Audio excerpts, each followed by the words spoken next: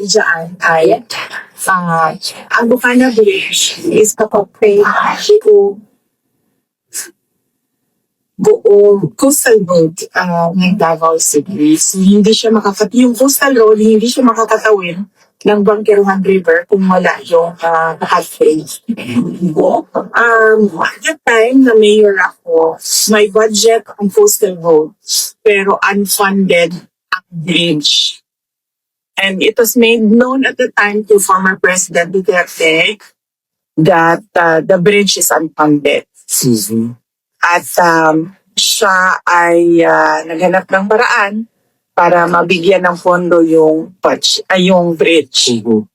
So noong nakahanap siya ng pondo, ay sinumulan yung negotiations, sinimulan yung mga planning, lahat ng paperworks para doon sa bridge na yun ay sinimulan. But ngayon, nandiyan na yung bridge, so dapat nating pagpasalamatan para sa akin bilang isang Davaoenyo at syempre sa mga tiga Mindanao na din dahil nagbe-benefit din sila doon sa coastal road na yun, no? Traveling from south to north of Davao. Nagpapasalamat kami kay dating Pangulong Rodrigo Duterte dahil hindi siya tumigil sa paghahanap ng pondo para doon sa tulay.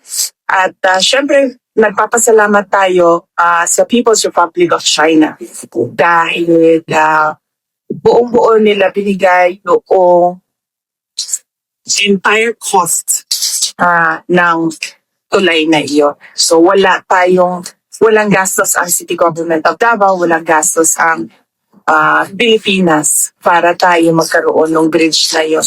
At napakahalaga ng bridge na yun dahil hindi mag-connect ang south to north kung wala yung bridge. What is your reaction, VP, with the statement of President Bongbong Marcos saying that this is one of the 4 legacy projects under his administration so far?